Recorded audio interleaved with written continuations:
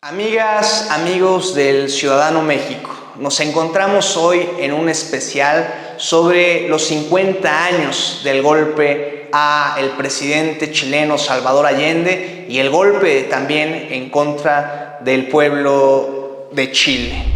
El 11 de septiembre de 1973, las Fuerzas Armadas de Chile llevaron a cabo un golpe de Estado para derrocar al presidente socialista Salvador Allende y al gobierno de la Unidad Popular. Tropas del ejército y aviones de la Fuerza Aérea atacaron el Palacio de la Moneda. Allende murió ese mismo día mientras defendía el Palacio de la Moneda. Este golpe dio origen al establecimiento de una junta militar liderada por Augusto Pinochet y a una dictadura militar que se extendió hasta 1990. Durante este periodo se cometieron graves y sistemáticas violaciones de derechos humanos.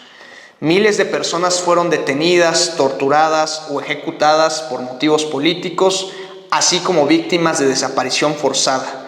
También la censura de los medios de comunicación y la persecución de la oposición política se convirtieron en prácticas comunes. Y para ello tenemos de invitados para dialogar en torno, reitero, al golpe de Estado en contra de Salvador Allende y el pueblo chileno en el año de 1973 y analizar también los recientes golpes en Latinoamérica, caso Bolivia y Perú, a Armando Pliego Ishikawa, quien es licenciado en Comunicación por la UAP y cuenta con estudios en Ciencias Políticas y Administración Pública por la UNAM. Actualmente es gerente de proyectos de seguridad vial en Céntrico, trabajando para la Coordinación Nacional de la Coalición Movilidad Segura. Bienvenido, Armando, muchas gracias. Muchas gracias, buenas tardes. Buenas tardes. Octavio Humberto Moreno Velador, doctor y maestro en Sociología por la UAP, licenciado en Ciencias Políticas también por la misma Casa de Estudios, miembro del Sistema Nacional de Investigadores Nivel 1. Sus temas de investigación son populismo, movimientos sociales y políticos en México y América Latina. Bienvenido, gracias, doctor Octavio. Y Jorge Enrique Trujillo Espinosa, jubilado de la UAP como trabajador administrativo. Desde los 15 años militante del Partido Socialista de Chile, actualmente inactivo. Integrante de la agrupación de expresos políticos de la cárcel de Antofagasta. En diciembre de 1973 fue sometido a un consejo de guerra, tribunal militar, y condenado a la pena de 15 años de cárcel como prisionero de guerra por 3 causas diferentes, 5 años de cárcel por cada una, y gracias a la solidaridad internacional, la dictadura cedió liberar a los presos de guerra, presos políticos, mediante el decreto de ley 504 que permitía la permuta de la condena de cárcel por extrañamiento. Hoy, justo hace 50 años de esta atrocidad, 50 años de la consumación en contra no solo del doctor, el presidente chileno Salvador Allende, sino en contra del pueblo chileno y en contra también de la esperanza internacional, de la esperanza latinoamericana de gestar a través de la democracia una sociedad más justa. ¿Qué recuerdos, Jorge, te dan a tu juventud, a los 15 años que empezaste a militar en el Partido Socialista y los subsecuentes años que representaron seguramente un terror personal para Jorge Enrique Trujillo Espinosa, pero también un terror generalizado al pueblo chileno? Bueno, buenas tardes a los compañeros que nos están acompañando también en esta entrevista. Mira, lo primero, pues 11 de septiembre, pues hoy es día de luto para los chilenos, la mayoría del pueblo chileno, ¿no? Y para nosotros quienes participamos en este proceso, ¿sí? Muy joven, por cierto, lo acaba de decir, yo empecé a militar a los 15 años, cosa rara, pensarán ustedes, porque pues, los jóvenes en preparatoria y secundaria aquí en México no, como decimos en Chile, no están ni ahí. Están en otros temas, otras son sus preocupaciones. Y en Chile, ustedes recordarán que en el periodo ya post-Pinochet, los estudiantes de secundaria paralizaron incluso el gobierno de Michelle Bachelet durante 3 meses. Entonces, no es raro que un joven en esa época, a los 15 años, empiece a militar en un partido. Hasta estaba yo atrasado, ¿no? conversar con mis compañeros al inicio de lo que fue la enseñanza media. Estaba iniciando yo la enseñanza media y compañeros de mi salón conversaban, hablaban de política, estaba en pleno apogeo el proceso electoral en el que triunfó Salvador Allende. Entonces, pues eso me llamó la atención porque habían cosas que platicaban conmigo directamente y otras que lo hacían aparte, ¿no? Era la actitud ya cuando uno está militando en el partido. Me acerqué y pregunté de qué se trataba. Para mí era nuevo esto de la política. Y obviamente pues viene la invitación, empecé a ir a reuniones, ya terminé pintando muros y imprimiendo, ¿no? Panfletos, carteles, ir a repartir panfletos a la salida de la fábrica, a los obreros. Y me inserté en la política. Y bueno, eso fue un trabajo de unos años hasta el momento en que llegó el golpe. Yo empecé a trabajar, dejé la escuela en la mañana, seguí estudiando de noche y me puse a trabajar entre una empresa de gobierno, una empresa de minería. Ahí fue donde nos dio el golpe. Me tocó precisamente en esa ocasión en la ciudad de Antofagasta. Estoy hablando de una ciudad que está a 1800 kilómetros de Santiago, ¿no? Chile es un país que todo está sumamente centralizado en Santiago, ¿no? Entonces, lo que debe decirse en Chile se decide en Santiago. Pero en las provincias, pues, también teníamos nuestra propia idea de lo que está pasando, ¿no? Nosotros reaccionamos de una manera el día del golpe, si quieres, muy infantil, ¿no? Les cuento algo retomando situaciones que pasaron anteriores al golpe. La intervención norteamericana y el deseo de que el gobierno de Salvador Allende no llegara al poder para empezar, ¿no? Que no tomara posesión como presidente y después todo el boicot que se llevó a cabo para quitar a Salvador Allende se inicia unos 15 días antes de que él tome posesión, con el asesinato del general René Snyder, que era un general constitucionalista. Un grupo de ultraderecha intenta secuestrarlo. Al fallar el secuestro, porque él se defiende, terminan ultimándolo gravemente y a los 3-4 días muere en el hospital. Ese fue el primer intento de querer evitar que el gobierno de Salvador Allende asumiera la responsabilidad del país por 6 años. Ya después vinieron otros intentos. El más fuerte fue en junio del año 73, en donde hubo el famoso tancazo que le llamaron, que un general, René Viox Marambio, saca fuerzas del ejército a la calle e intenta realizar el golpe de Estado. Había otro general constitucionalista, el general Prat, que fue el que evitó que se culminara con el golpe de Estado, sacó tropas leales al gobierno y detuvieron el golpe de Estado. El tipo fue a dar a la cárcel, general golpista, pero quedó esa idea de que acá había gato encerrado. La idea fue más bien medir cuál era la capacidad que tenía la izquierda para defender el gobierno de Salvador Allende, ¿no? A partir de la respuesta que tuvimos, y que fue una respuesta muy fuerte, la gente nos volcamos a la fábrica, a los cordones industriales, copamos el centro, ¿no? Y obviamente pues había quienes también pretendían la defensa armada del gobierno, ¿no? A partir de eso se genera y obligan, y no podía hacer de otra manera, al presidente a autorizar la ley de control de armas. Esa ley de control de armas fue dirigida precisamente a la clase trabajadora, a las empresas, a las industrias. Allanaron las Fuerzas Armadas y le quitaron, o nos quitaron, hasta las resorteras, como se dice acá. De tal manera que en septiembre, que se calculaba que aprovechando las fiestas patrias, que son el 18 de septiembre, se pensaba que podía darse el golpe, y se adelantó.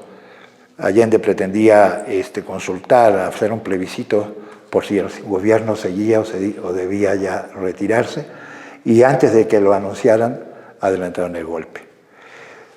Regreso a mi ciudad. Nosotros, lo dije medio infantil, el hecho de que al momento de que nos enteramos del golpe de Estado. Yo me presento a la empresa, todos mis compañeros están allí de trabajo. Las noticias dejan de aparecer, de darse por los radios, se establece cadena nacional y se escucha música militar, ¿no? ¿Y qué ocurre? Que empiezan a aparecer mandos pidiéndole a los funcionarios públicos de las empresas estatales o las empresas intervenidas que se presentaran en la intendencia. La intendencia es como la oficina del gobernador, ¿no? Eso ya ha ido variando esas cosas, pero así se le llamaba. La intendencia estaba frente al local, al edificio donde estaban nuestras oficinas. Atravesabas la plaza de armas y estaba la intendencia. Entonces el gerente de nuestra empresa se presenta y nosotros, pensando que estábamos todavía en el primer intento de golpe, nos movilizamos y pedimos a los compañeros de las bases que bajaran al centro. Y nosotros pusimos en uno de los balcones que teníamos una asta bandera, izamos la bandera chilena a media asta con listones negros. Bueno, hacer eso no era una cosa así, claro, en pocos minutos habían 2 tanquetas frente al edificio. El gerente de la empresa lo vemos corriendo, atravesando el parque, la plaza de armas, y llega al pie del edificio, nos grita, no quiero reproducirlo acá, no creo que sea correcto, pero que la bajáramos, que arriáramos la bandera. ¿Qué ocurrió? El comandante en jefe que estaba a cargo de la zona era un comandante también constitucionalista, luego por ahí me voy a acordar de su nombre. Y él recibió, mientras estaba diciéndole a la gente, a los funcionarios, era un tipo muy calmado y se llevaba bien con la mayoría de los líderes políticos. Y él decía, tranquilo, aquí no va a pasar nada, miren, mantengan en calma a su gente, ¿no? Esto se define en Santiago y vamos a ir viendo cómo vamos a resolver. Y le llega el mensaje que había un edificio donde habíamos subido la bandera nosotros. Entonces, calme a esa gente, váyanse a sus casas. Ya va a empezar el toque de queda a las 3, mantengan la fiesta en paz. Si no lo hubiéramos hecho, si no nos hubiera avisado, y si ese general no hubiera sido tolerante, no estoy aquí contando la historia, obviamente, no hubiera sido mucho más lamentable. Nos platica de manera diáfana, interesantísima, estos recuerdos vivenciales en la persona de Jorge, pero generalizado seguramente en cientos y en miles de chilenos. Hoy, 2023, 50 años después del golpe, y una pregunta generacional hacia ti, Armando, que te identificas en la izquierda, que te identificas en el progresismo, pero que nació pues nada más 20 años después de lo que está comentando Jorge. ¿Qué representa para ti el golpe en contra de Allende, la figura de Allende, y cómo se reivindica hoy en la izquierda 50 años después? Pues creo que, bueno, primero que nada, muchísimas gracias por esta memoria que nos compartes. De verdad que, o sea, nada como poder escuchar, pues justo cómo alguien lo vivió en su momento, ¿no? Pues que nos compartas esto, pues la verdad es bastante rico. Creo yo, y a mí me resuena mucho en el sentido de, pues, identificar cuáles son las cosas que no han cambiado, ¿no? O sea, cómo hay ciertas circunstancias que, a pesar de las décadas, pues siguen permaneciendo en nuestra región, y que tienen que ver justamente con este intervencionismo de poderes hegemónicos en las soberanías de todos estos países de América Latina que vienen justamente de un pasado colonial, de un pasado donde se les arrebató esa posibilidad a todos estos pueblos de tomar sus propias decisiones, y pues bueno, finalmente se consolidan estos nuevos estados-nación, y en ese proceso hay esta búsqueda del establecimiento de un poder democrático, popular, verdaderamente representante de los intereses de la gente, y que por distintos motivos pues son amenazados y son intervenidos en algunos casos por la fuerza de las armas.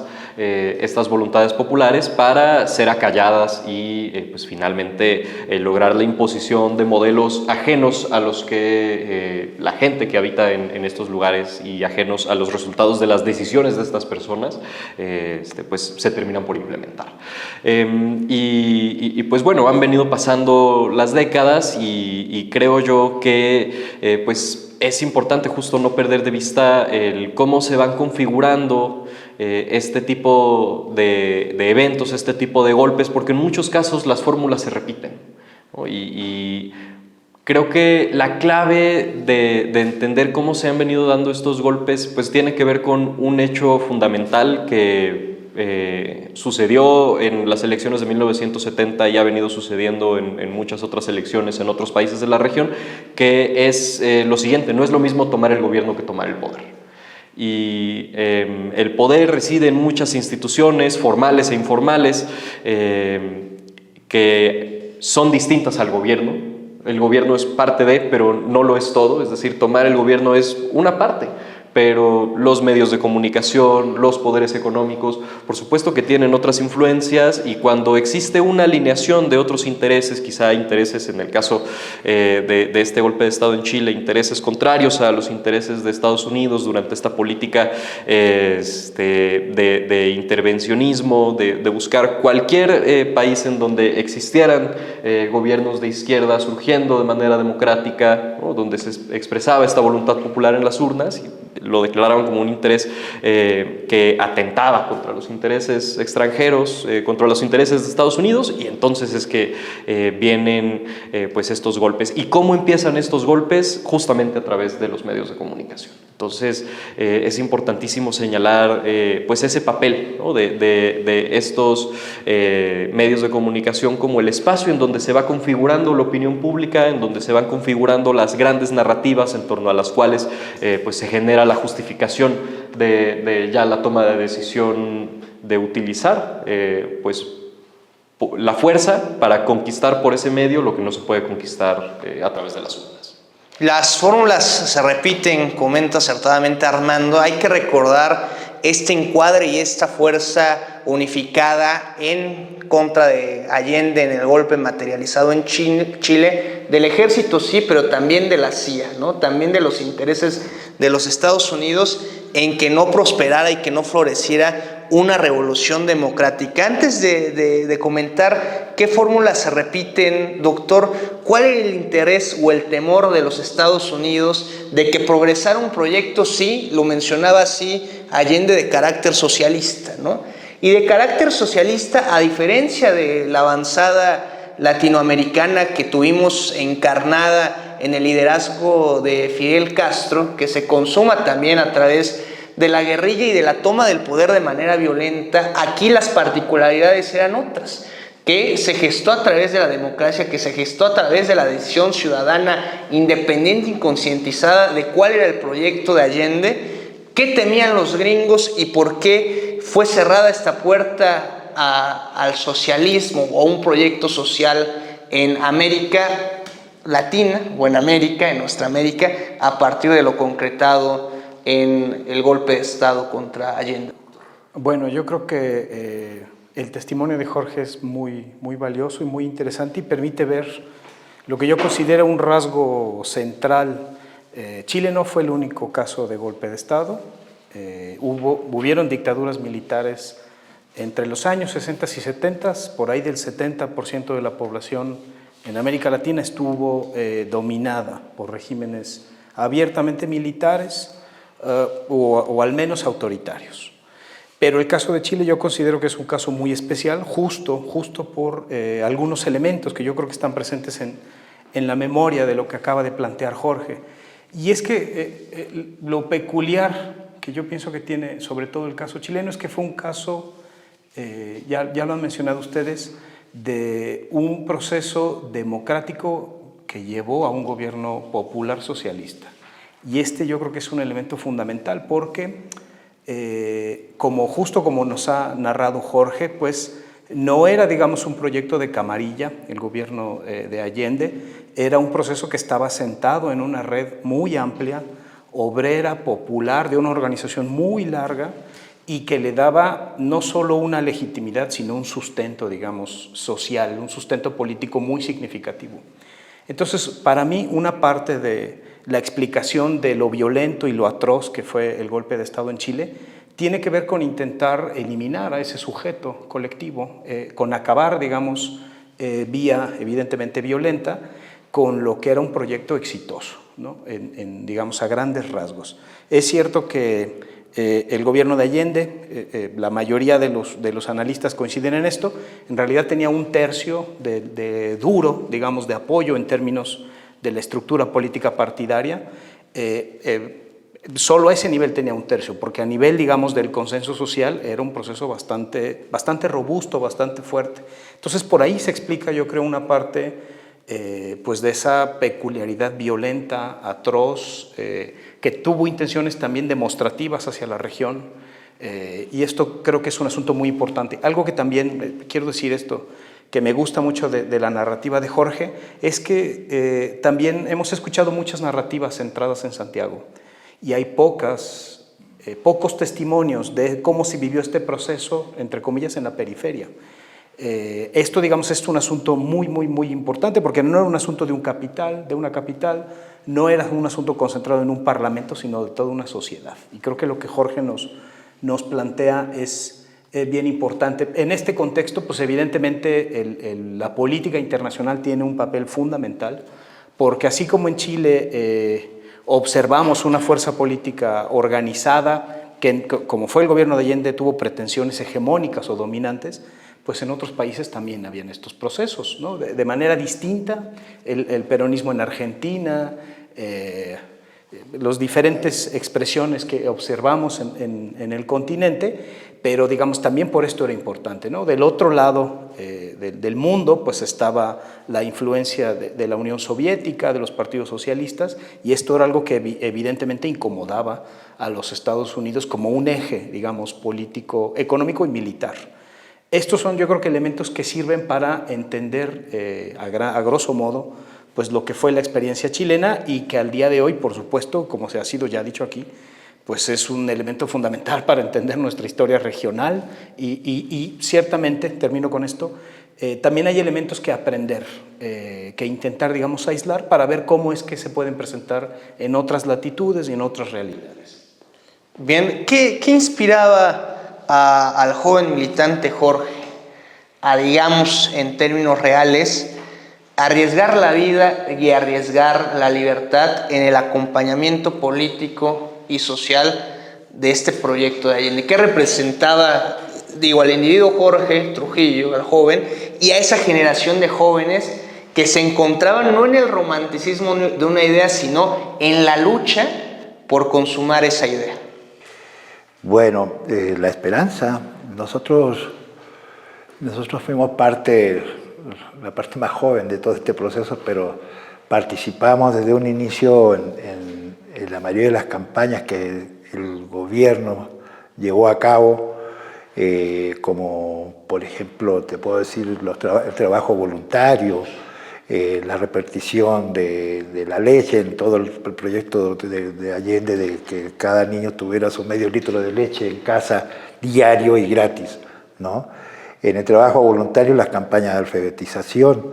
Nosotros apoyamos el proyecto de Allende de la propuesta de una educación nacional unificada, ¿no? Y gratuita.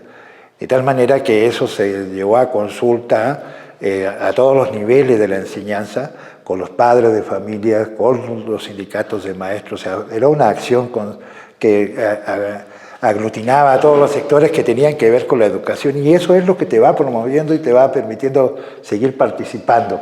Y luego a nivel de lo que uno participa como partido, ¿no? Por el partido también, lo que tú puedes hacer en las escuelas también tiene que ver con cómo el partido veía cuál era la línea que el partido manejaba, ¿no? Yo creo que lo que comentaban acá los compañeros, quedaron algunas cosas en el aire. Yo digo que el golpe de Estado tuvo una significación mucho más grande todavía. El propio proceso de la Unidad Popular tuvo también otro significado para la humanidad, ¿no? El hecho de que hubiera logrado completar el proceso, por lo menos su proceso de los 6 años, el presidente Salvador Allende de América Latina estaría en otras condiciones, por lo menos Sudamérica, porque el ejemplo se estaba dando. ¿En qué sentido? En que era posible algo que era el sueño de Salvador Allende, construir el socialismo en libertad y en democracia, por la vía pacífica, ¿sí? Y eso presentaba una contradicción con respecto a ciertos partidos de América Latina que ya se sentían un poco también entusiasmados con el éxito de la Revolución Cubana, ¿no? El triunfo, ¿no?, de la Revolución Cubana. De tal manera que después se empieza también a dar esos focos en Bolivia, Uruguay, Brasil. Entonces, esta idea de plantear una vía pacífica al socialismo, que incluso el mismo Salvador Allende, antes de ser presidente, estuvo en una entrevista con el Che Guevara, conversaron mucho tiempo en La Habana, y el Che le regala su libro, La guerra de guerrillas, y se lo dedica. La dedicatoria dice, para Salvador, quien por vías distintas quiere llegar a nuestros mismos objetivos. Entonces eso tiene que ver con esas dos formas de entender los procesos en América Latina y en cada uno de los países. Y Chile, Allende insistió mucho en la vía pacífica. Él entendió, él estaba convencido de que más de 50 años de democracia en Chile, que le decían la Suiza latinoamericana a Chile, muchos escritores, analistas, que Chile estaba, su democracia ya madura para dar ese salto revolucionario, ¿no?, y empezar a construir el socialismo. Y se trabajó con eso, y la unidad de 5 partidos con ideas de repente muy de izquierda, pero con sus variantes, ¿no? Incluso un partido, la izquierda cristiana, un partido cristiano, 2 partidos marxistas-leninistas, el Partido Comunista y el Partido Socialista, 2 partidos marxistas-leninistas en un país, y además poderosos los dos, ¿no? Entonces, conformar y abrigar un proyecto por la vía pacífica fue un gran compromiso con el pueblo chileno también, y que el pueblo chileno efectivamente apoyó esta propuesta y que triunfó con el 36% de la votación. Un año después, o 2 años después, 3 años después, en marzo del 73, cuando las elecciones de diputados, llegó al 44%. O sea que el gobierno iba avanzando, iba creciendo, iba triunfando. A pesar de que en esos 3 años el gobierno de Salvador Allende fue muy golpeado por la prensa. Bueno, ustedes saben cómo son las prensas en todos los países, ¿no? Que la prensa lo golpeó por todos lados, mintió, modificó los discursos. Los empresarios europeos. Claro. Bueno, el transporte, huelga de 3 meses de los transportistas, y dejar a la mitad del país, que es la mitad desértica, sin alimento, pues eso era grave, ¿no? Y la respuesta del pueblo, pues cualquiera que tenía una cachorretita, un coche que recupera cosas, vámonos, y al sur a buscar alimento para el norte. Y hasta esas caravanas eran boicoteadas y asaltadas, ¿no? El paro del comercio, también otro tanto de meses. Y ahora, ¿quién financiaba todo eso? Lo financiaba Estados Unidos, ¿no? El paro del comercio era de que hasta el negocio ahí de la esquina lo tenían cerrado, el carnicero, que pues en todas las colonias, en cada 5 calles hay un carnicero, y ahí es donde la gente no iba a los súper, no existían los súper en esa época, ¿no? Entonces tú ibas ahí con ese señor, y el señor recibía la carne y cerraba la puerta y no la vendía, porque ya estaba pagada. Tú no vendas.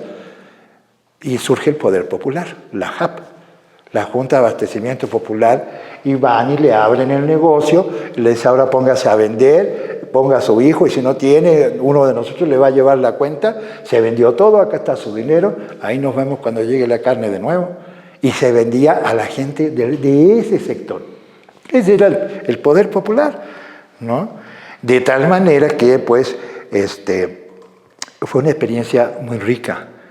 Y para uno como joven, haber participado en ese proceso, por supuesto que todavía uno sueña con estas cosas, ¿no? El presidente Allende, en una visita quizá año y medio antes de que se consumara el golpe en nuestro país, y una visita particular en la Universidad de Guadalajara, donde en una abundante reflexión, dentro de las cuales citaba, por ejemplo, que la revolución no pasa por las universidades, ¿no?, haciendo esa crítica al estudiantado de que son privilegiados, sobre todo en lo público, por estudiar, y debe haber una retribución social, ¿no? Y decía también algo que quedó grabado, ¿no?, que ser joven y no ser revolucionario es una contradicción hasta biológica. Hoy en el 2023, ser joven y no ser revolucionario es una contradicción biológica, o la contradicción biológica hoy sería ser joven y ser revolucionario, Armando. Pues mira, yo vengo de una generación en donde a mí hace poco más de 10 años me tocó el levantamiento, movimiento estudiantil aquí en México, el Yo Soy 132, digamos, justamente en relación a la participación de los medios de comunicación en las elecciones presidenciales de 2012, ¿no? Viene en ese entonces Peña como candidato a la Ibero en Ciudad de México, hay esta protesta el 11 de mayo de 2012 y entonces en respuesta a esta protesta viene toda esta operación en medios de comunicación intentando categorizar o digamos darle una narrativa a esta protesta en clave de intento de boicot. Salen los estudiantes de la Ibero organizados a dar una respuesta a los medios de comunicación, sobre todo Organización Editorial Mexicana, señalando no somos porros, no fue un intento de boicot, esto no está auspiciado por ningún contendiente político en particular, esto es un movimiento estudiantil que busca señalar cuáles fueron las atrocidades que se cometieron por parte del gobierno de Enrique Peña Nieto en el Estado de México, en específico por la violencia policial en Atenco.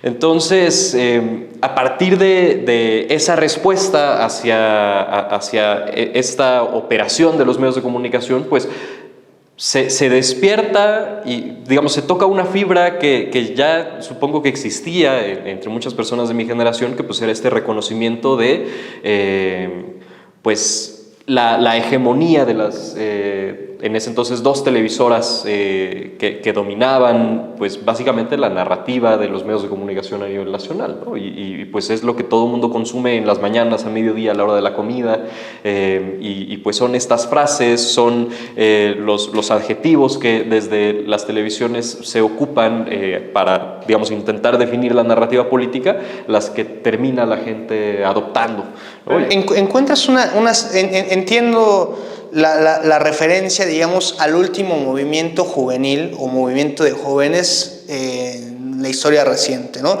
Que eso ya tiene, pues, 10 años, ¿no? Sí, un poquito más. Pero yo quisiera ir un poco más al fondo. Encontramos hoy en las juventudes mexicanas o en las juventudes latinoamericanas la inspiración suficiente o el compromiso social suficiente como la tuvieron las generaciones de Jorge para incluso arriesgar la vida y arriesgar la libertad en pro de, ya decía, la esperanza, ¿no? La esperanza de un Chile más colectivo, la esperanza de un Chile más social, la esperanza de un Chile que avance en esas categorías. La encontramos hoy en las juventudes. Y si no la encontramos, ¿por qué no la encontramos? El neoliberalismo, digo, además de ser un modelo económico, también es un modelo ideológico, ¿no?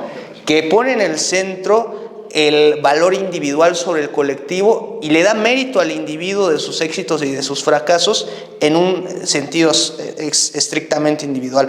Es decir, la consumación del neoliberalismo también ideológico ha impactado en que no haya no solamente más Allende, sino más gente que se la juegue en ese sentido. Pues, o sea, definitivamente tiene repercusiones, ¿no? Ya lo decía también aquí Octavio, que parte de los motivos detrás del golpe fue poner el ejemplo, ¿no? De esto es lo que le sucede a las sociedades que deciden voltear a ver hacia ese lado, ¿no? Y pues eso naturalmente tiene consecuencias. Y en México, pues pocos años antes del golpe, sucede también la masacre de estudiantes en el 68. El 71 y pues también, eso, ¿no? ¿no? Creo que va configurando también en la sociedad mexicana, pues cierto miedo, ¿no? A esa participación participación pública. Creo que con... ¿Crees que se aniquiló el espíritu revolucionario de la juventud a través de las balas? No creo que se sea aniquilado, pero o sea, definitivamente esa efervescencia pues no es la misma, tampoco son los mismos tiempos, por supuesto, pero para mí ha sido sorprendente ver, digamos, y que me ha tocado atestiguar, no he estado ya de manera presente, pero muchos amigos y amigas de mi generación y más jóvenes sí, en todo el movimiento que se está configurando ahora alrededor de Morena y en este momento de las precampañas que acaba de terminar la semana pasada.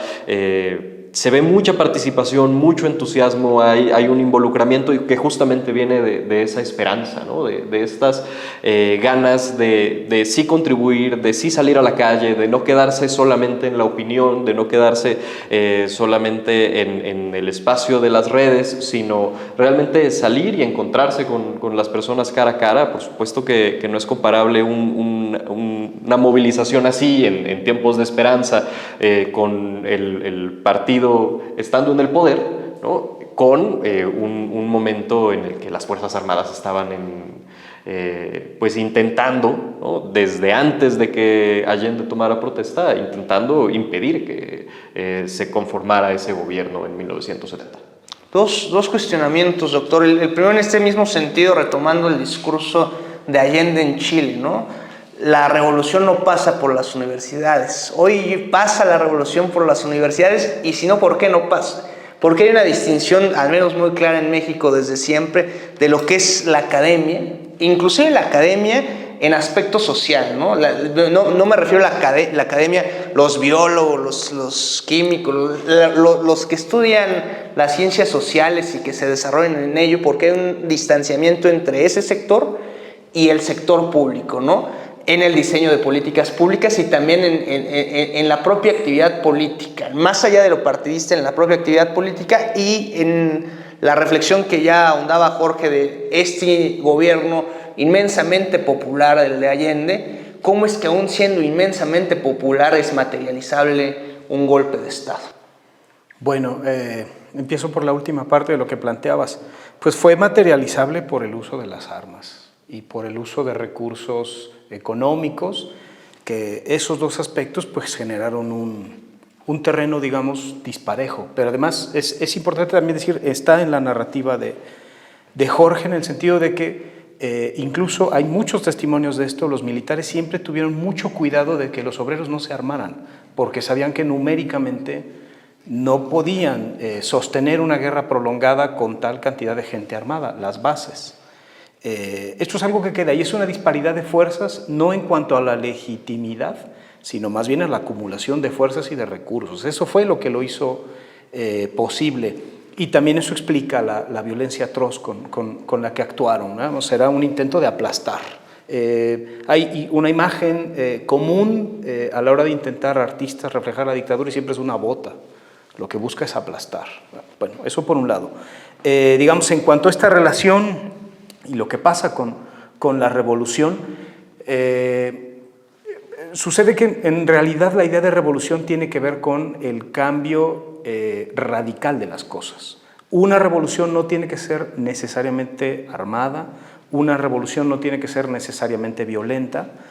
En la historia hay muchos ejemplos de revoluciones violentas, pero en un sentido amplio la revolución sobre todo tiene que ver con el cambio.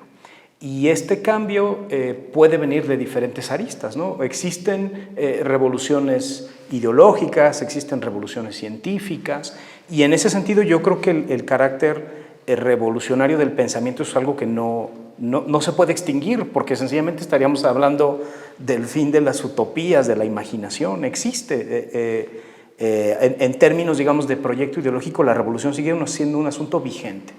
¿Cuál diría yo que es el asunto fundamental a este respecto? Que mucho de lo que se pensó, digamos, como los proyectos utópicos, revolucionarios del siglo XX, los hemos visto trastocarse en este siglo XXI. Hay un cambio, digamos, en la narrativa, hay una caída también de los referentes clásicos, digamos, en la ideología sobre la libertad, sobre la igualdad. Esto ha cambiado. Y por lo tanto, digamos, mucho de lo que se piensa o se concibe alrededor de la revolución tiene que encontrar nuevos referentes. Es una realidad distinta a la que observamos en el siglo XX, incluso previamente. Entonces yo no diría que las ideas de revolución se han acabado, creo que están ahí, hay que ubicarlas, pero también hay que contextualizarlas, porque algo que hacía una diferencia también fundamental en el momento en que Jorge nos narra, pues es que había dos mundos posibles, ¿no? Inmediatos, concretos. Había una opción A y una opción B. En este momento esto se ha diluido. Si uno piensa, por ejemplo, cuál sería el contexto de diferencia radical respecto al capitalismo occidental, pues uno pensaría en China, pero China está metidísima en la globalización y en el capital, son escenarios diferentes. Hoy en día, por ejemplo, hablando sobre la libertad de expresión, este es un espacio de libre expresión abierto. Esto era algo impensable en los años 60, ¿no? en América Latina. Entonces hablamos de coordenadas diferentes, distintas. Y también termino con esto, también creo que los proyectos políticos, sociales, también han evolucionado. Hoy en día, ni siquiera el Estado chino tiene una agenda socialista dura, entre comillas, como lo fue a mediados o a principios del siglo XX. Hoy hablamos de formas mixtas. El capital se mantiene como una forma de organización social, pero muy mediada por instituciones sociales, por controles gubernamentales, por diferentes formas, digamos, de control que da, digamos, un cariz distinto. Lo que sí se encuentra, yo creo que en una fase terminal ideológica y política, es el neoliberalismo como forma de hacer economía, porque eso ya le conviene a muy poquitos. Eso sí es algo que ya está en extinción y estamos por observar alternativas viables, eficientes, que renueven estas utopías, que sin duda estamos en una época de cambio que verá desarrollarse pues, en los próximos años. Hablemos un poco de la hermandad México-chilena. Nos platicabas antes de entrar a grabación, ¿cuál fue el proceso del exilio? Parece que un poco antes de Dinamarca, entiendo. ¿Por qué llegar a México? ¿Cómo fue la llegada a México? Y el desarrollo, digamos, no solamente ya de la vida política, sino de la vida personal en México, que nos une a México y Chile muchísimas cosas en el marco claramente de esta atrocidad del 50 años del golpe en contra de Allende. Han tenido incluso el gobierno mexicano antier, México le canta a Chile, ¿no? Ahí en Monumento a la Revolución. Hoy día, ayer mismo, el presidente López Obrador se ha encontrado en el marco de esas conmemoraciones con el presidente Gabriel Boric. Entonces, ¿por qué la llegada a México y qué representa México, no solamente para Jorge, sino para todos estos cientos, miles de chilenos que fueron recibidos después del golpe en nuestro país? Bueno, México y Chile tienen una relación de muchos años. Hay una hermandad, no es nada más una relación de tipo comercial, es una relación de hermandad histórica, ¿no? Y bueno, en Chile los que considerábamos la gente de izquierda en Chile, veíamos y creíamos en la Revolución Mexicana. Todavía éramos muy provincianos nosotros respecto al conocimiento de las revoluciones, de cómo eran, ¿no? Y cómo había sido en México, ¿no? De tal manera que pues, los corridos mexicanos estaban a la orden del día durante las campañas que hacíamos de actividades tipo políticas y culturales, pues los corridos eran parte de ese proceso. Hay una unión.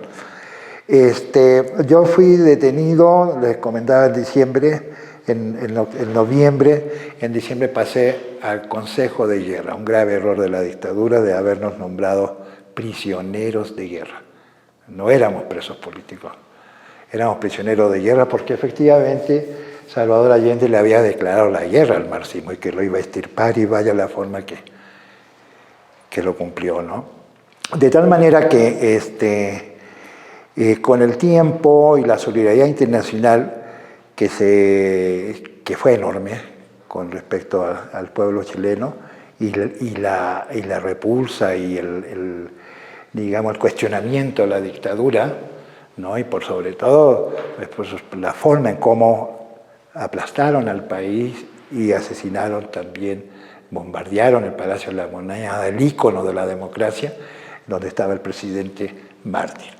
Entonces la solidaridad internacional creció mucho y presionó mucho al dictador para que, entre otras cosas, liberara a los presos políticos, ¿no? Y como una forma de evitar los bloqueos económicos que ya se estaban gestando en todos los países contra la dictadura, ¿no? Porque fue una solidaridad inmensa que todavía no dejamos de agradecer, ¿no? Se vio obligado, presionado, y surge el decreto 504, en el que uno tenía que solicitarlo obviamente al excelentísimo señor presidente de la República, el señor Pinochet, había que solicitarle que por favor nos permitiera la conmutación de pena de cárcel por extrañamiento, que en otras palabras exilio, ¿no? Las Naciones Unidas se encargaban de buscarte Eran 3 delitos los que te imputaban. ¿Cuáles eran, Jorge? Bueno, todos tenían que ver con la seguridad interior del Estado, ¿no? Además, cuando tú estás en el interrogatorio, te pasan una y otra vez y te preguntan hasta a qué hora sales por el pan, ¿no? En fin, lo concreto es que después de la golpiza, que esa era merecida o no, te daban la golpiza y luego te llevaban a un cuarto y te llevaban una hoja para que la firmes. Y decía cualquier cosa menos lo que tú habías dicho, ¿no? O sea, claro, después de la tortura. Ellos armaban la trama, ¿no? Este va a tener que firmar esto, este va a tener que... Y se armaban los casos de esa manera, a base de tortura, ¿no? Y bueno, lo firmabas y luego ya te llevaban a la cárcel. En la cárcel llegaba un fiscal militar, te leía toda la declaratoria y le decía, oiga, eso yo no lo dije. Ah, ¿no lo dijo usted? No, yo no lo dije. Bueno, vamos a revisar esto. Se va y ya te llevan a la celda, ¿no? Qué bueno, al día siguiente van por ti y te vuelven a golpear, ¿no? Y te dicen, bueno, ¿y qué? ¿No era esto lo que...? Entonces, todos estos procesos yo pude haber tenido 5 o 6, te voy a comentar. A mí me abrieron 3 procesos por cosas de armamento explosivo, de reuniones clandestinas durante la época de los toques de queda, ¿no? Tengo un compañero que actualmente vive en España, la mayor parte del tiempo vivió asilado en Inglaterra. A él lo condenaron a 58 años, 240 días y no sé cuántas horas. Era increíble. Pero ¿qué ocurría? Yo les voy a comentar. A nosotros el Consejo de Guerra nos daba la sentencia, Consejo de Militares, ¿no? Con abogados militares, que no te iban a defender, obviamente. Pero como era Navidad, cuando nosotros pasamos al Consejo, no es Navidad, pero era la época navideña, ya 14, 15 de diciembre, y por todo lo que había pasado en las cárceles, sobre todo en la que nosotros estamos, que sacaron compañeros, fueron acribillados, de eso les voy a contar luego.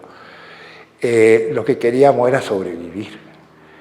Entonces, cuando atravesábamos los pasillos después de la condena, atravesábamos los pasillos hasta que llegábamos al lugar donde estábamos todos los presos políticos, escuchaban las cadenas que se abrían para que pudiéramos entrar y empezaban a preguntar, gritando, ¿cuántos? ¿Cuántos? ¿No? 15, bravo, todo el mundo feliz. No importaba cuántos años, lo importante era que sobrevivieras, ¿sí? Entonces, eso con respecto a la pregunta ¿por qué no, por izquierdista, ¿no? En esa cárcel, me voy a extender nada un poquito más, en esa cárcel, en Antofagasta, antes de que yo cayera, el 18 de octubre, se presentó en Antofagasta la Caravana de la Muerte. No sé si ustedes han escuchado hablar de la Caravana de la Muerte. Era una comitiva que la dirigía el general Arellano Stark y tenía instrucciones precisas de Pinochet de que acelerara los procesos jurídicos en todas las cárceles. De tal manera que salió los primeros días de octubre hacia el sur del país y luego a mediados de octubre hacia el norte. En un helicóptero Puma llevaba más o menos unos 20-25 personas que eran de su... Él llegó a la ciudad de Antofagasta el 18, en la tarde, habló con el intendente militar, el encargado militar de la zona, y fue a cenar a la casa del encargado militar de la zona. Mientras tanto, su equipo fue a la cárcel, revisó los expedientes, que todavía no se condenaba a nadie, ¿no? Y los cuadros más importantes de la región los sacaron, los llevaron al desierto, los golpearon, los torturaron, los destazaron y finalmente los acribillaron. Sus cuerpos los subieron a un camión y los fueron a tirar al patio del hospital regional de la ciudad, ¿no? O sea, fue una masacre lo más vil. Lo mismo hicieron en otras ciudades. En Calama hay una canción que se llama La mujer de Calama, que relata el caso de las mujeres que anduvieron en el desierto buscando los cuerpos que habían dejado esta caravana de la muerte, ¿no? Y después de muchos años encontraron en el desierto los cuerpos y ahí existe un memorial que se construye en honor a ellos. También los tenemos en Antofagasta, también los tenemos por nuestros compañeros. Veíamos, Armando, en general la mesa, el triunfo de López Obrador, y no solamente el triunfo de Andrés Manuel, sino otros fenómenos que en nuestro continente ocurrieron como una esperanza cercana al sueño bolivariano, ¿no? Desafortunadamente vienen después estos acontecimientos en Bolivia, en Perú mismo, hoy una izquierda argentina al borde de la salida frente a este fenómeno de Milei, en Colombia mismo, ¿no? Una cuestión sobre las cuerdas, lo que ha tenido al gobierno colombiano de Petro. Guatemala está ahora por instalar, habrá que ver si toma protesta, ¿cómo se llama? Bernardo, lo anoté por aquí, Bernardo Arévalo, de Movimiento Semilla. En esta dinámica de lawfare también, ¿no? Sí, tiene un poder judicial que está intentando impedir que su gobierno se conforme el próximo enero. Entonces, la esperanza de la Latinoamérica unida, que también incluso remontábamos con Lula, ¿no? Y que vuelve al poder y sufre una afrenta casi inmediatamente de asumir el poder. Chile mismo, ¿no? Gabriel Boric, una situación muy difícil, un abrazo ahí al pueblo chileno, la que está viviendo hoy el presidente Boric en Chile. ¿Cuál es hoy el sentido de esa Latinoamérica unida, ¿no? De esa ruta de Allende, de esa ruta de Guevara, de esa ruta de Fidel, etcétera? Hoy, ¿dónde caben esos, no? Porque materialmente los países, las derechas de los países, los poderes fácticos en Latinoamérica, los poderes económicos, que es acertado lo que tú decías al inicio, no es lo mismo tomar el gobierno que tomar el poder, porque esta serie de gobiernos latinoamericanos progresistas han tomado el gobierno, pero el poder parece que está en otro lado. ¿Cuál es el sentido hoy de la América Latina ante el panorama que vivimos? Pues definitivamente, y creo que también a ti te tocó escucharlo ahora la semana pasada que estuvo Juan Carlos Monedero aquí en la Ibero. Él decía cómo ahora México es un poco la reserva moral de la izquierda, no solo en América Latina, sino en muchas otras partes del mundo. Pero hablando de esta Latinoamérica unida, pues vaya, es complicado porque justamente creo que parte de lo que está atravesando esta resistencia, ¿no? a estos gobiernos de izquierda que se están eligiendo, pues es este neoliberalismo que va de salida, pero que todavía se resiste a salir, y que creo que Monedero acertaba muy bien en la conferencia que impartió en la Ibero Puebla la semana pasada, donde decía, recuperando a Gramsci, es el momento donde surgen los monstruos, ¿no? Es donde surgen los Milei, por ejemplo, es donde surge este poder judicial golpista en Guatemala, donde hay una oleada, ¿no? Hay, digamos, pues sí, es este fantasma de la izquierda recorriendo la región, recuperando gobiernos populares emanados de movimientos sociales muy amplios, ¿no? De distintos sectores, obreros, indígenas, trabajadores, de distintos extractos, pues, y pues bueno, tenemos esta derecha que se resiste, ¿no? Y que es en ese no poder dar una alternativa, que surgen los peores monstruos para enfrentar esto que en las urnas sí se está ganando. Creo que lo que toca es justamente que en los gobiernos en donde sí se está logrando consolidar y asentar digamos, lo que se está intentando aquí, ¿no? Este esfuerzo de hacer un partido, un movimiento y que permanezca en el poder, pues necesita empezar a dar solución a muchos más de los reclamos históricos que vienen en la región, porque el problema es ese, ¿no? En Argentina, por ejemplo, pues lo que sucede es que tienen esta inflación gravísima y de repente agarran al responsable de la política fiscal del país y lo ponen al frente como candidato, ¿no? Entonces, eso obviamente complica mucho las cosas. Creo yo que allí lo que necesitamos pues, es justamente este diálogo que se está dando, ¿no? Esta visita, por ejemplo, del presidente Andrés Manuel con el presidente Boric allá en Chile que está sucediendo ahora y pues bueno, hace unos días estuvo también con Petro. O sea, definitivamente hay un diálogo, hay un reconocimiento de el momento histórico que se está viviendo en la región por parte de los líderes en la región y pues bueno, nos toca estar muy atentos y atentas y pues creo que lo que nos corresponde a nosotros como ciudadanía en general es militar dentro de esas causas, militar dentro de estas agendas que lo que buscan es justamente recuperar un poco de lo que históricamente se nos han arrebatado. ¿Y tú encuentras hoy en la sociedad mexicana un entendimiento con el proyecto de transformación al grado de que la gente esté militando? Digo, tenemos hoy a un presidente carismático, ¿no? Como lo cataloga ahí Weber, ¿no? El sociólogo alemán, y un presidente que asume los roles también de la agenda misma y que tiene la conferencia de prensa para desmentir a estos poderes mediáticos, sí, y demás, balancear un poco la narrativa. Que no lo han tumbado quizá por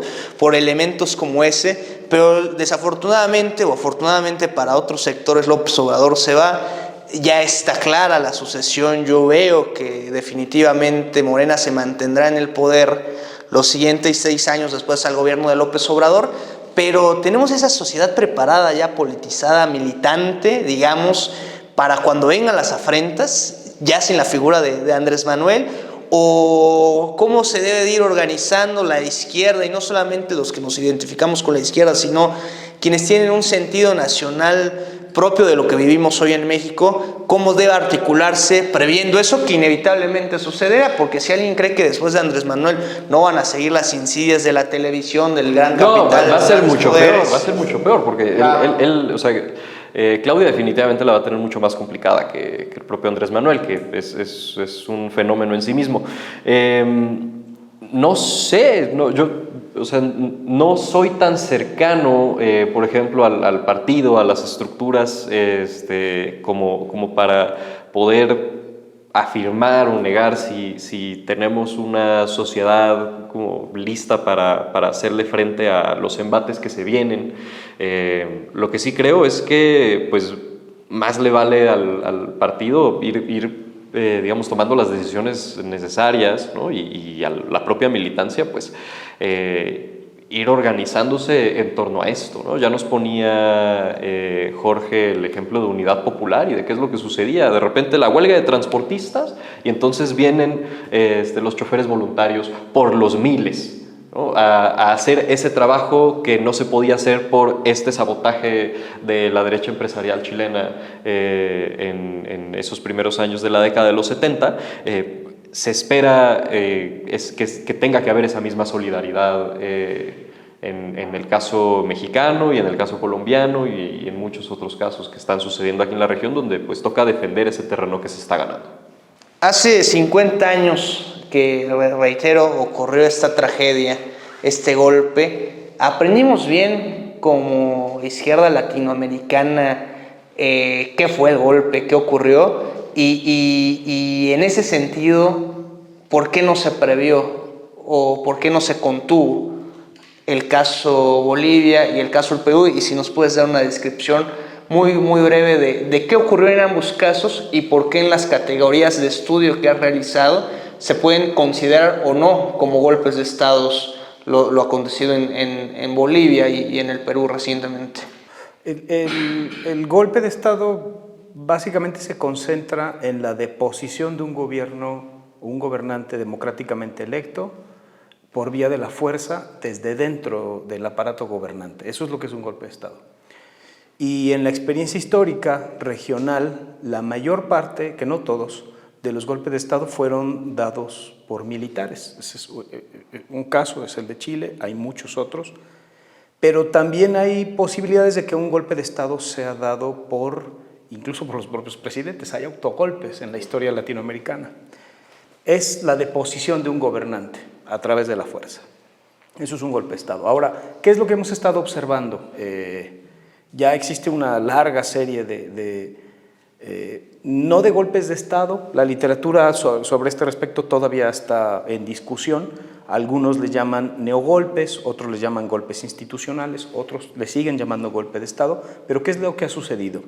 Que ha habido una serie de intentos y en algunas ocasiones de deposiciones de presidentes o presidentas que ya no utilizan al ejército.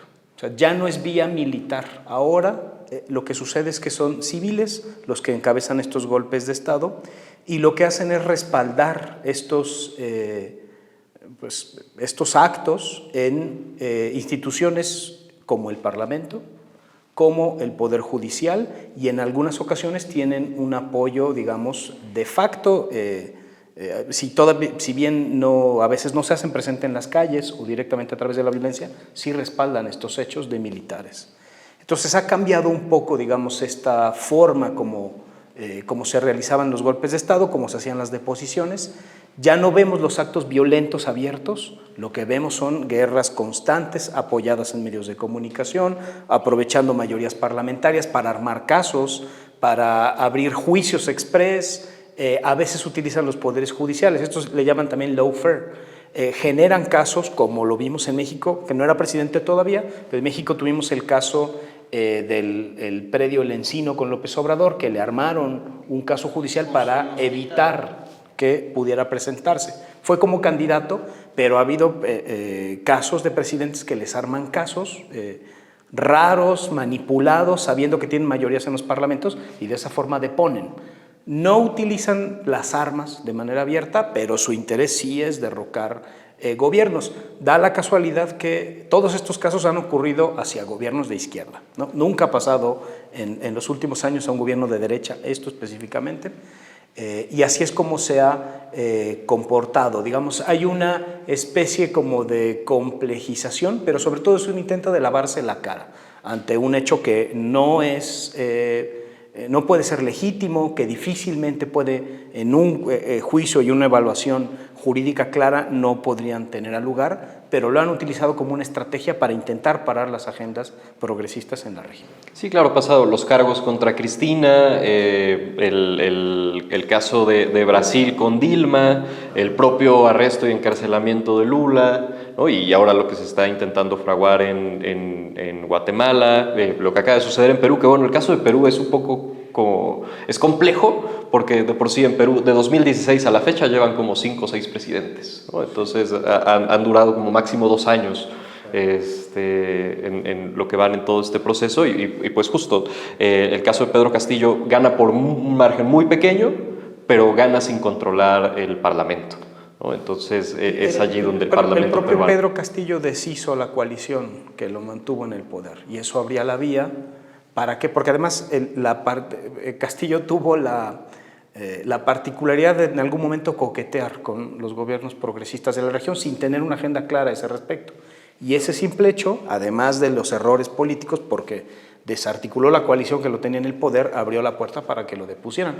Ese caso me parece más un caso de impeachment, claro, de juicio dentro del Parlamento, pero no tan apegado a los casos de los progresismos, que sí hemos visto claramente en otros casos. El que se parece más a un golpe de Estado clásico de los recientes, que fue exitoso, es el de Bolivia, porque ahí hubo una amenaza de parte de las Fuerzas Armadas de decir a Evo y a García Linera y a su gabinete que si no dejaban el país y lo dejaban, iban a intervenir militarmente. Fue una azonada, fue un intento de... Ese es el que más se parece. Con Chávez también lo intentaron en su momento. A Chávez los militares lo tomaron, lo secuestraron, pero hubo una gran manifestación popular, una muestra de vigor por parte de las bases chavistas que hicieron que se revirtiera el golpe. Lo mismo le pasó a Perón hace muchos años.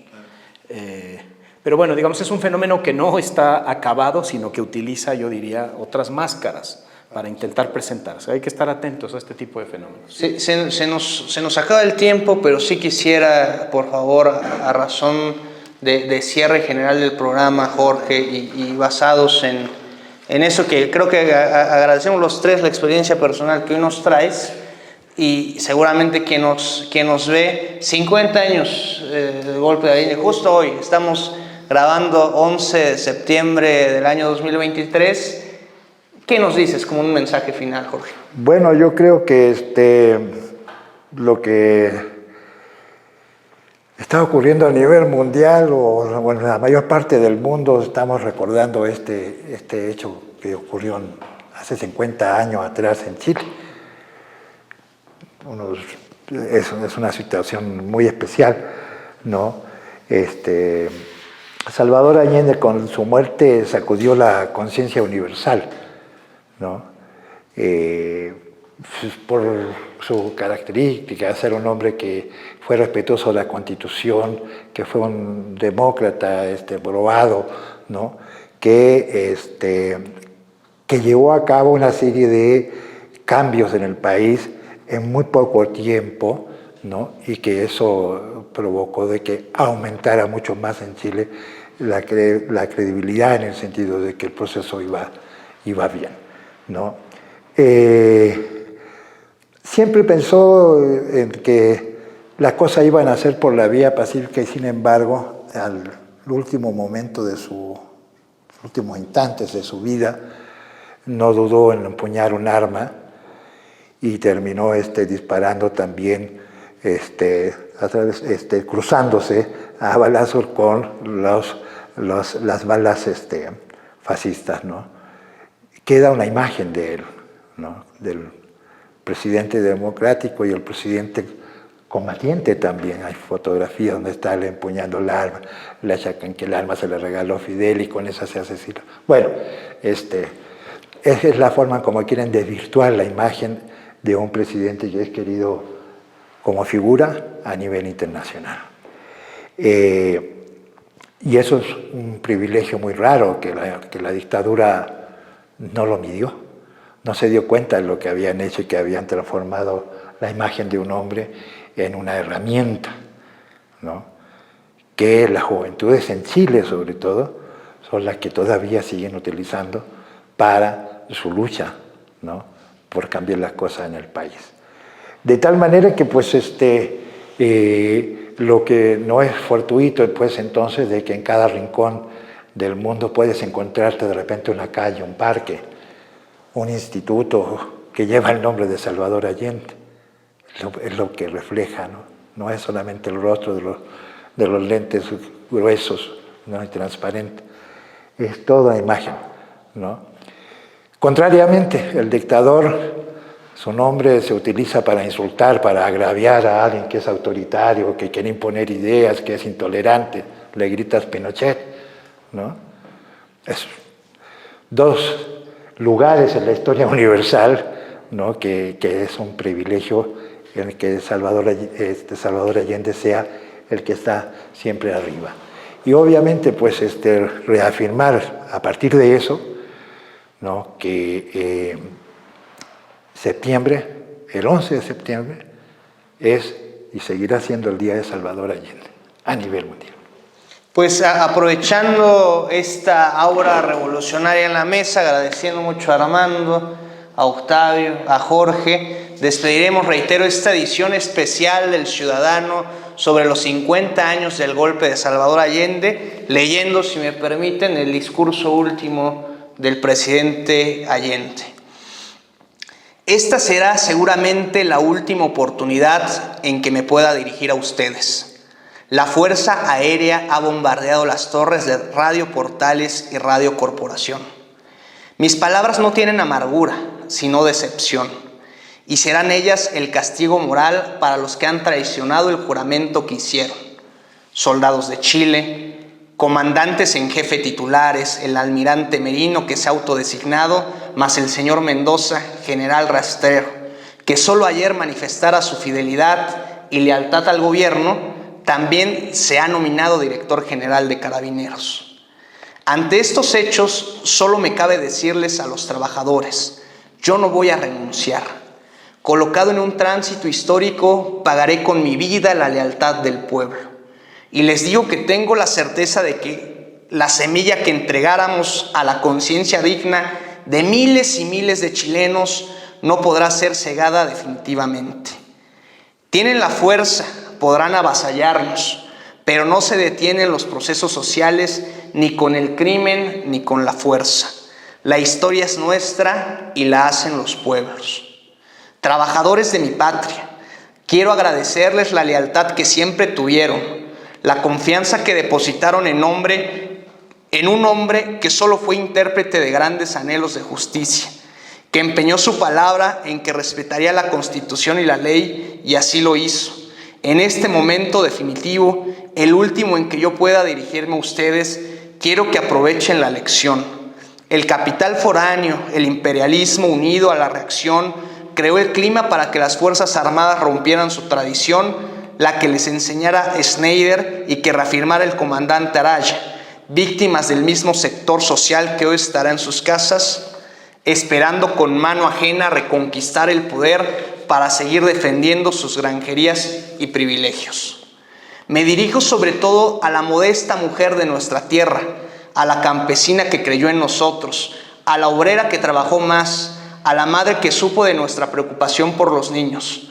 Me dirijo a los profesionales de la patria, a los profesionales patriotas, a los que hace días estuvieron trabajando contra la sedición auspiciada por los colegios profesionales, colegios de clase para defender también las ventajas que una sociedad capitalista da a unos pocos.